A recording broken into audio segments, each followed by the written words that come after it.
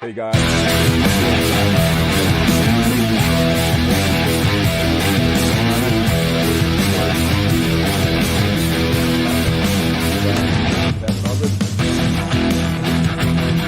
All right.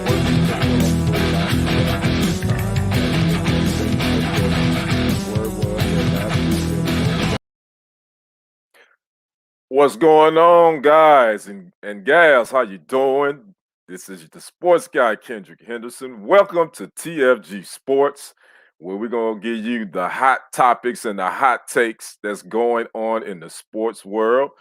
Glad you're joining me this evening. Once you come on in here, let me know you're here.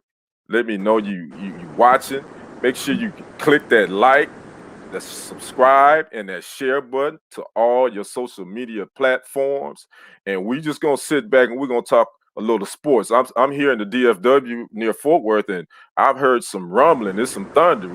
Maybe you're getting some rain, so that's a good thing because it's hot here in Texas. So we might get a little bit of rain this evening. What's going on, TFG TV? Let's go. That's right. Let's go. What's up, brother Brenton? How you doing, brother? Thanks for joining me.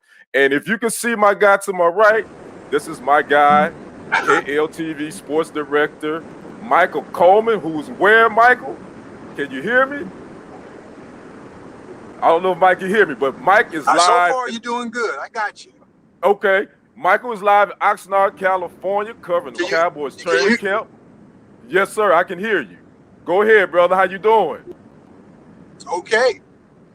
Well, we're doing all right. You know, I got Arthur here. You know this guy. You know, yeah, he can polish off a 20-ounce steak at the drop of a hat, man. Yeah, I know. What's going on, Ken? What's going on? This is Arthur Claiborne. He is the chief photographer for KOTV in Tyler, Texas, and he's with Michael, and they both covering the Cowboys. He's a veteran of covering Dallas Cowboys training camp. Arthur, how you doing, my brother? Good to see you. Good to see you too. Doing great, man. You know, our time is winding down here. We've been able to check out the Cowboys, and even though people always ask us what they're gonna be like, we've seen a little bit, but we still don't know yet. So hey, we'll soon see. But Coleman, he's on top of everything, so he'll be able to enlighten you on a lot more than I will. Got you, brother Arthur. Man, glad for you jumping on. We're gonna talk more about the Cowboys later on, but we're gonna save that. So again, if you guys in here watching, make sure you comment, make sure you like, make sure you subscribe to the channel. So let's jump right into this first topic, Madam Producer.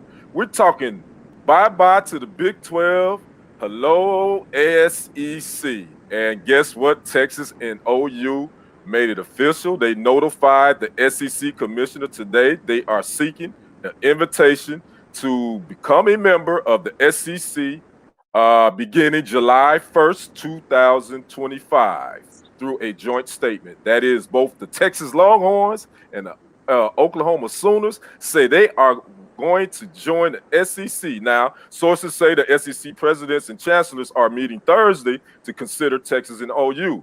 It would be the first 16-team super conference if they allow them to come in. Now, they need a 3/4 majority vote of SEC presidents and chancellors. That's 11 of the 14 teams will be required for invitations to be extended.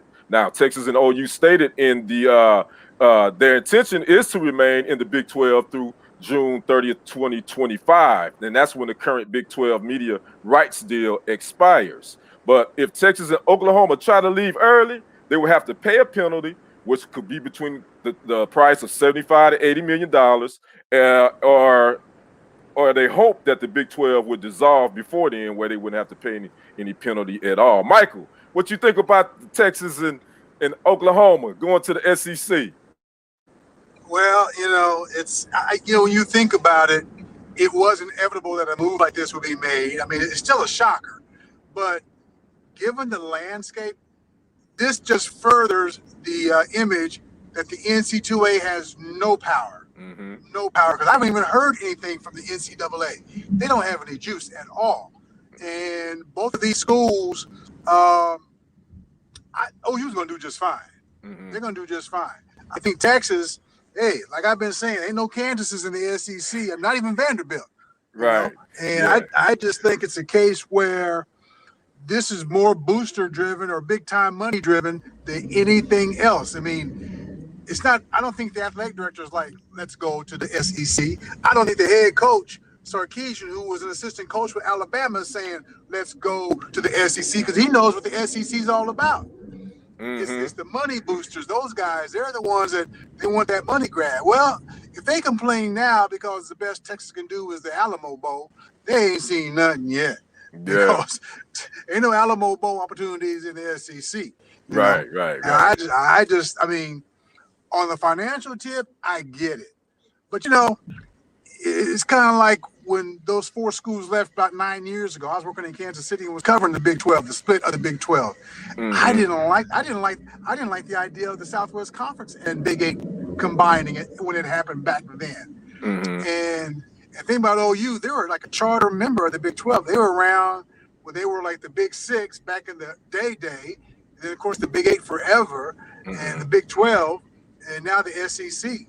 But on paper, you think about the matchups, every week is a blockbuster. Yes. Every week's a blockbuster. And that's what the gusto is. And plus it opens the door to, I think, for SEC, which does a really good job of recruiting anyway. It opens the door even further for Texas recruits. Let's see if Texas can compete and go after their recruits. I don't think they can. Think they can. I think OU can. Right. OU can. But you also, with Texas, with Steve Sarkisian being there now, I mean, I think that'll give them a little bit of heads up to be able to go into Alabama and recruit and all that. I think that'll help him a little bit. He's been in those homes. So I did this too, Mike. I did hear that the SEC is probably going to make over $1.3 billion in revenue if they allow them in, which would be almost 5%, 10%. No, I ain't gonna even say that, like 30% more than what the NCAA as a whole make. So the SEC conference will make more money than the NCAA governing body. And that's basically what this means. And I'll tell you something else. Those student athletes are gonna be racking up the dollar bills. Man, they're gonna be making that money. Yes, you're right. That's exactly what that name, likeness, and all that. They're gonna be rolling in the money. Those athletes and what kid ain't gonna want to go to the SEC? It ain't even about Texas and Oklahoma being there is definitely attractive. But now, I mean, it's gonna be crazy. So now let's switch gears about that. Now, what happens to the Big 12? What you think will happen to the Big 12? I'm not gonna do it. They're in trouble, man. Because the Kansases and Iowa States can't carry it. The basketball programs can, but there's talk of KU joining the Big 10 now. That will really solidify the basketball conference there. But there is no juice. There is no juice with OU, and even although Texas don't, they're underachievers. They're still an attraction. And I think that's what's going to hurt the Big 12 because Texas Tech can't carry it. I don't know if Baylor can. Baylor may be looking to go to the next spot. It's good for them. So now it's a case of every man for himself. That's what it stands for. And the Big 12 it's on the way out, man. It's going to be the demise of the Big 12. Shante said what you said. Shante Gibson says that the Big 12 is gone. I agree. Yeah, I do. And when they brought West Virginia in the Big 12. Geographically, talk about geographically being challenging. There is no reason. When the league broke up with A&M and Nebraska and all them leave, I thought Houston and Louisville would be good teams to bring to the mix. Because Houston ain't nowhere from a lot of the Big 12 schools, and certainly more closer than West Virginia. Right. And I just thought that'd been a better shot. But so there we have it, man. That's been the big news of the day. So this could happen before 2025. Just depends on how all this goes. So we're gonna see Texas and OU see if they're gonna be able to hold their own in this big time football conference. And another thing, because as big as this conference is gonna be, ain't nobody playing the St. Mary's no more. You can't. Yeah, that's a good point. Schedules. Right, that's true. So. So there we have it. So can't wait to see that get off the ground. So we're gonna move on to our next topic, Madam Producer. and we're gonna stick with football, but we're going to a different conference this time, and we're going to the SWAC. The SWAC Media Day happened in Birmingham, and Coach Primetime made the headlines because of a certain reporter from the Clarion Ledger wouldn't call him coach, but kept calling him by his first name. So Coach Prime decided to end that particular interview, and then the rumor was that he walked out of the whole media day, and that wasn't the actual what happened. But anyway, the story is, Mike, you and I have done this and interviewed coaches many times. What do you think about this story? What do you think about this reporter basically calling Deion and not Coach Sanders? Well, it's like the claim he made was they don't call Nick Saban Nick, when in fact they do. They do call him. I always call coaches coach. I always do. I don't call the coach by his first name, but the guy is with the Clarion Ledger, which I believe is in Jackson, Mississippi. Now, I got to think, this ain't the first time these two have talked. I wouldn't think that, but I don't know. And I also got to think that he's called him Deion in the past. I mean, that's my guess. And then again, maybe not. Right. I mean, when I'm pretty sure they called Eddie George. I don't know if they called him Eddie or they called him Coach. Right. Know? Well, you hear right. I kind of thought, I don't know. I don't think he was being disrespected. And then they found a reason to bar some other reporter from going to cover them and all that. It's too much about Deion. I think the reporter was being I think he was trying to be a little a-hole. I'm going to tell you why, because I watched the video, and Deion asked I didn't see the video. Okay, and Coach Sanders asked him respectfully, hey, call me Coach. And then he kind of smug, he had a little smug look and said, Deion, and he said it again. Okay, see, I didn't know the context of that. So that was the context. And here's my thing, Mike. You and I have both done this, and my whole thing is this. Unless I have a personal working relationship with a coach, I'm not going to call them by their first name. Unless we've developed a bond, I'm not going to call a coach. I wouldn't call him Deion. I'm going to say Coach Sanders or Coach whomever, or Coach. Now, once we have a working relationship, then if we're comfortable in that, then I'll call him by his first name. I think to kind of dismiss Deion and this reporter just kind of rubbed it off and said, well, I don't call Nick Saban coach. Well, I'm not. He's not Nick Saban. Maybe Nick Saban is cool with that. Right. Maybe Deion ain't cool with that. So I thought the reporter was being a little a-hole, in my opinion. Well, you gave me more information because, like I said, I hadn't seen. I just read, And sometimes when you read an article these days, it's like reading the text message. Oh yeah, right. That's true.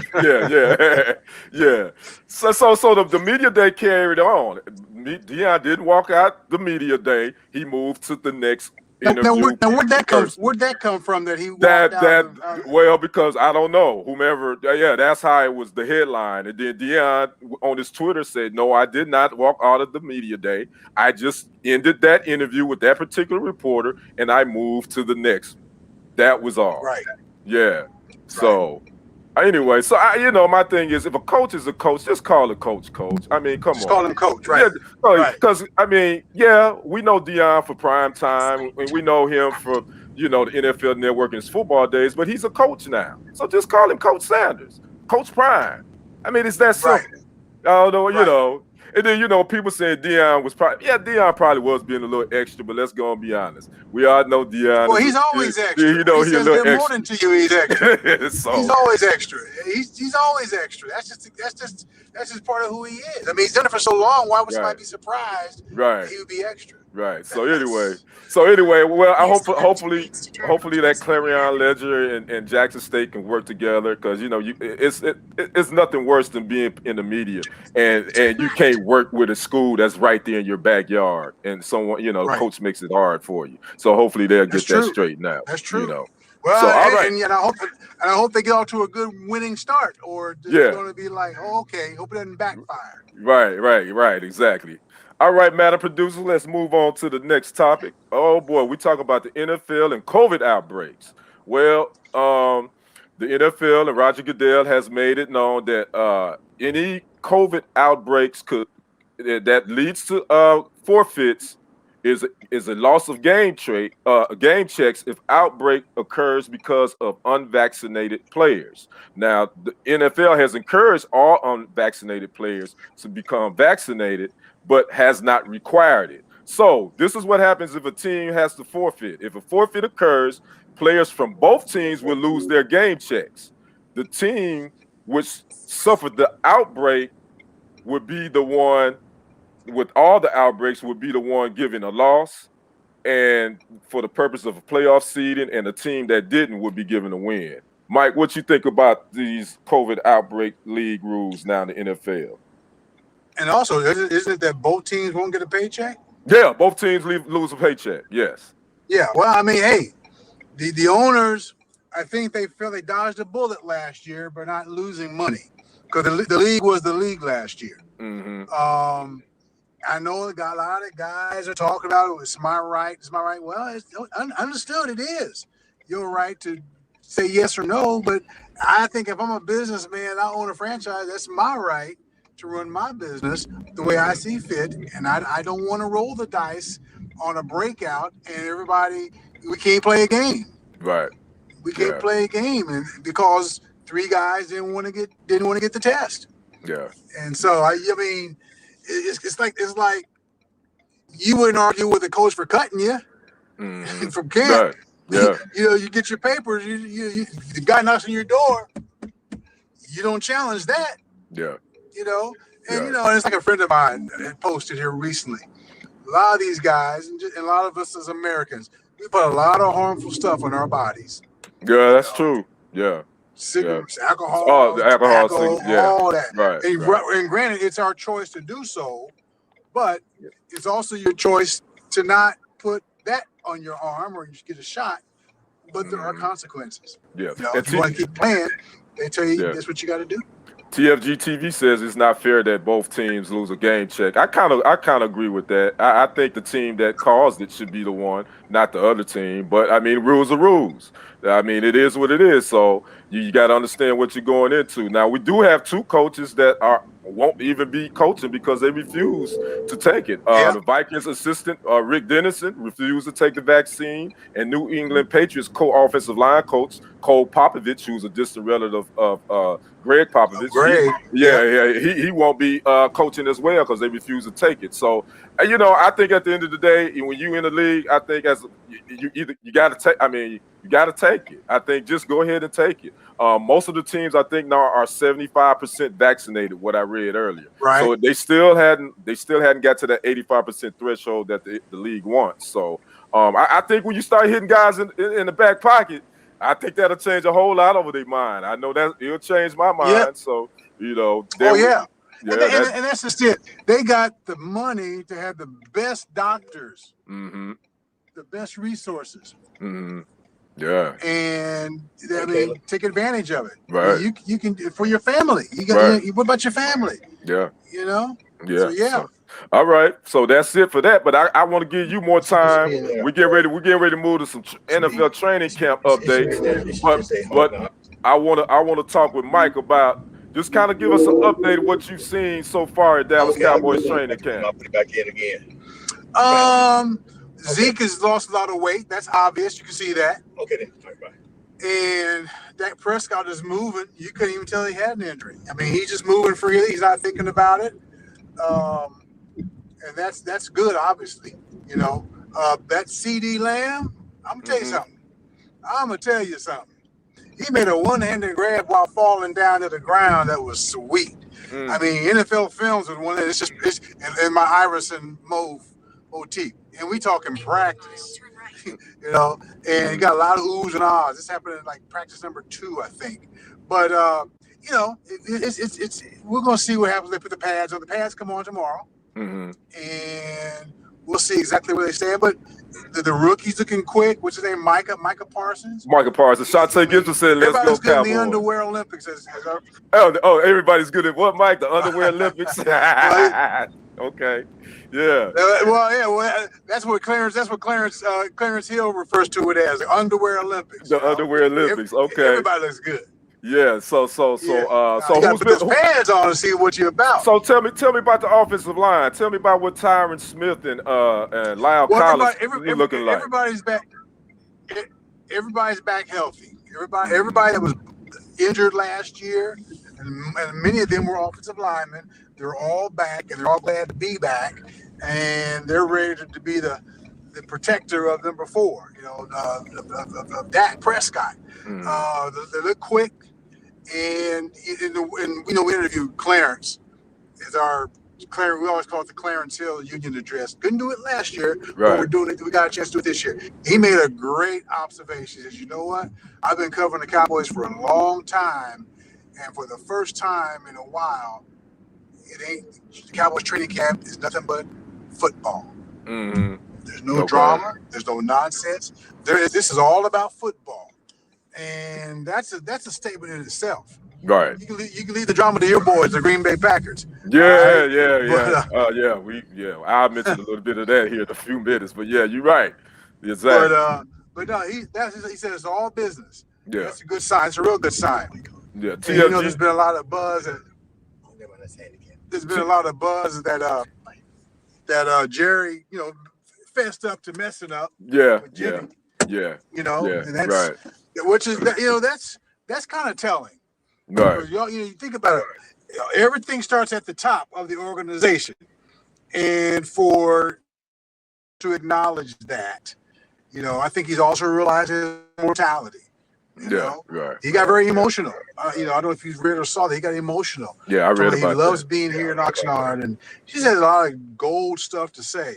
And even Zeke's like, someone asked him what's motivating him. He says, what, all they need to motivate me is what I didn't do last season. So it's like the Cowboys are in professional mode here, and it's working out to their advantage of just going in there and taking care of business, man. Yeah. Well, TFG TV says the Cowboys always look good, but end up being trash. That TV.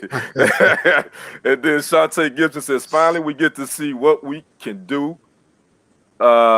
Healthy. That's true. Yeah, because they're healthy. I think most all their guys are healthy. One last question, Mike. Dan Quinn, new defensive coordinator. We also know that DeMarcus Lawrence and Amari Cooper aren't there because they've had some offseason surgery, so I don't think they're at training camp. But what you think about Dan Quinn and what this defense might do? Well, I know the players like him. He's a straight shooter, and that's what they want. They want somebody that's going to be real with them, be honest with them, be their friend. They're not looking for a friend as a coach. They want somebody that's going to do what needs to be done. And to him, they say it's a welcome change. So for them, they don't know no different because they're new. All they're going to know is Dan Quinn. But the veterans, they like his style, and I think their attitude is we don't want to go 6-10 like we did last year. We've been saying it. Now let's live up to it, and that's the football part of this camp. We want to go out and take care of business. So we're gonna see. Like I said, you know what? It's only been 4 practices. That was Thursday, Friday, Saturday, Sunday. So today is 5 because they were off on Monday. I ain't seen Jerry Jones on the field once. Oh, okay. Wow, that's unusual. Right? Very unusual. Right. So I think that speaks to it. Now, real quick, a humorous note here. They gave the check of $10,000 to the mayor of Oxnard, who referred to Jerry as Jerry Williams. And I thought there was another Jerry on the field. I'm looking around, so where's the other guy at? Because it didn't dawn on me that he talking about Jerry Jones. Then when he said Coach Mike McCarty, that's who he talking about. He called him Jerry Williams. Oh man, Jerry that's Williams. Hilarious. Hey, and this is just after getting the check. Yeah, boy, that check, you better make sure that check don't bounce. He called him Jerry Williams, but okay, that's funny, Mike. But okay, man, you froze real quick, but I can hear you. But let me just get a quick update on the other training camp updates. Deshaun Watson did report to Houston on Sunday. He still wants to be traded. 10 more women has come out and said that he did some, activities. So he still got that hanging over his head, but he wants to be traded. He did report on Sunday. Aaron Rodgers, all that drama. He reported yesterday. He flew in. The Packers and him have some sort of agreement. Looks like he's going to be the quarterback for this season. Who knows what after next season? So Aaron Rodgers has reported to the Packers. And then a side note, looks like the Packers are trading for Randall Cobb from Houston to bring him back to Green Bay. So that's the Packers deal. And then the Saints wide receiver Michael Thomas will miss training camp, and he's on the reserve PUP list, physically unable to perform because of a surgery he had back in June. So they say he may not be ready until sometime middle of the season.